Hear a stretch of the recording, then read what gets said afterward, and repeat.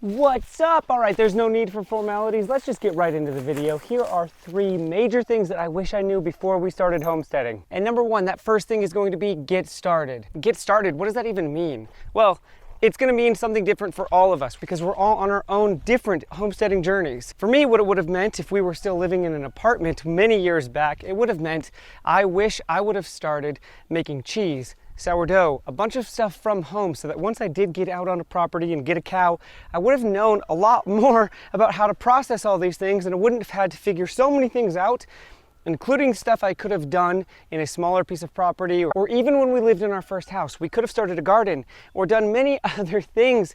But what I was too busy with is dreaming about land and property and what I could do to achieve that. And I didn't learn those skills that I should have where I was at. So getting started where I was at would have been so beneficial, because look at this. This is a whole line of tomatoes. They look great, don't they? I would have known a lot better how to manage not just a large portion of food, but even a small amount. Because now I'm struggling trying to figure all these things out, and I have property and animals and many of these other things. All of this could have been learned in stages and steps before even moving out to the property or the homestead that we live on now. The first thing that I did moving on our homestead journey is I built a chicken coop and we bought chickens. That was what I thought was the most important thing.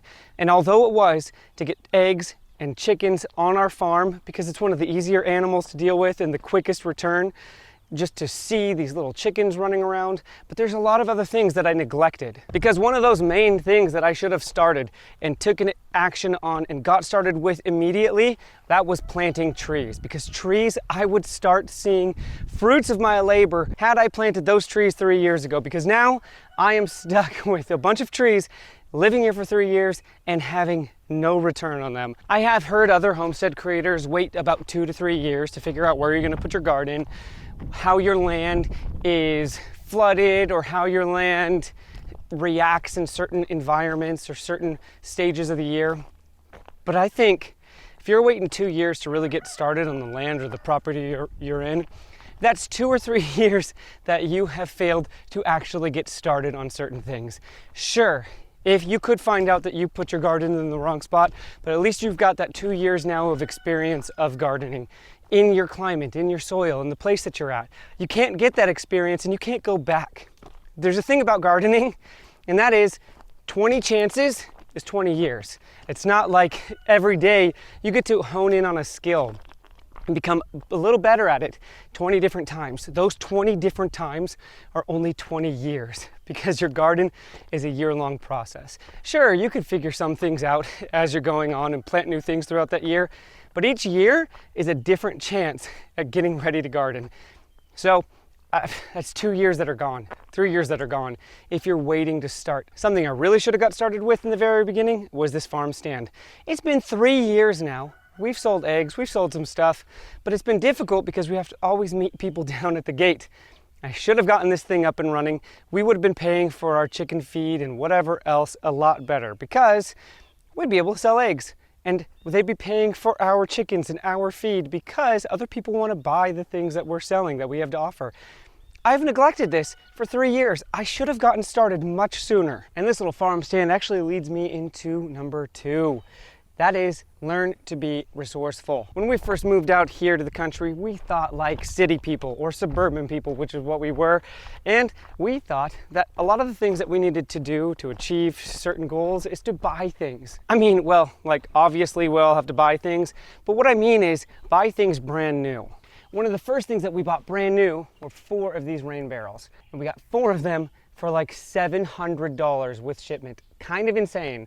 Especially because if we look on places like Facebook Marketplace or even Craigslist around here, I wouldn't always trust Craigslist everywhere I go, you can find things that are very useful. Here in the South, for some reason, maybe other places, Facebook Marketplace is prolific with tons of different stuff and good deals where you don't need to buy stuff brand new. Which actually leads me to showing you this area of mine. It's a bunch of stuff that I have collected, either from neighbors who have been so generous and saying, hey, you can use this, come get it from me. And then also places that I have listed myself as a place to come and dump dirt so that I could build my soil over here with dirt. And in doing that, somebody called me the other day and said, hey, can I drop off a bunch of wood paneling from an old fence? And it's that kind of resourcefulness that led me to building my little farm stand. I didn't really have to pay much money in order to get everything up there. All of that is reclaimed wood and pallets. And the roofing came from this roofing pile right here, which also came from a neighbor who had all this extra roofing and didn't need any of it. I think they've had it there for like 20 years, and they said, here, take it. I know that you can figure it out. One of the things I've been so happy about being resourceful with is all of these cedar trees. And it's these dead or dying cedar trees that I've reclaimed and turned into a rabbit hutch. Love this thing, live edge rabbit hutch. I think I spent only the money on the hinges for this thing, and it's all just resourceful ingenuity, getting what I have on my property. I know not everybody's going to have wood like this, but you can have a wood drop-off place at your house where maybe a logger is looking for a place to get rid of large logs or semi-large logs, and they could drop them off at your house.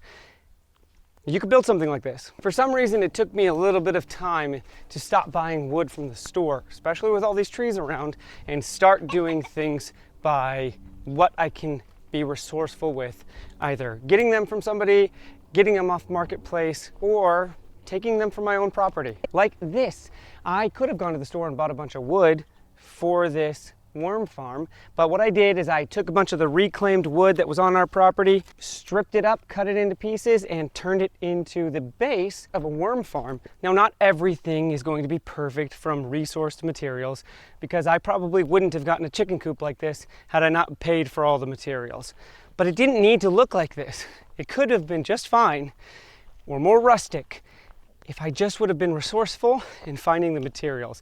That was the very first thing I ever built here, pretty much, and well, I'm happy with it, love it, but I could have been resourceful in making it a little bit better. And if you didn't see the video on it, I actually made these fork teeth just like a regular forklift for my tractor. We didn't want to buy another one. We didn't want to buy the attachment to it because it's pretty expensive.